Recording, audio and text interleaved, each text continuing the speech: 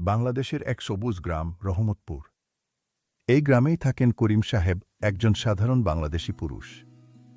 তার জিম্মায় ছিল এক এতিম শিশুর বাবার রেখে যাওয়া কিছু টাকা। অন্যদিকে সেই এতিম শিশুটির দেখাশোনা করেন আয়েশা বেগম, একজন পর্দাশীল আল্লাহভীরু বাংলাদেশি নারী। তিনি সবসময় আল্লাহর ওপর ভরসা রাখতেন। কিন্তু লোভের কারণে করিম সাহেব এতিমের সেই টাকা নিজের প্রয়োজনে ব্যবহার করে ফেলেন।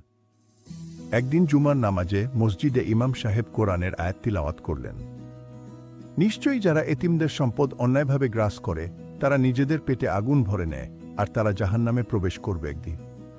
সূরা আন-নিসা আয়াত ১০। এই আয়াত শুনে করিম সাহেব ভয়ে কেঁপে উঠলেন। নামাজ শেষে আয়েশা বেগম বললেন, ভাই, রাসূল বলেছেন আমি ও এতিমের দায়িত্ব গ্রহণকারী জান্নাতে পাশাপাশি থাকব। সেই রাতেই করিম সাহেব তওবা করলেন। এতিমের পুরো টাকা ফিরিয়ে দিলেন এবং আল্লাহর কাছে ক্ষমা চাইলেন।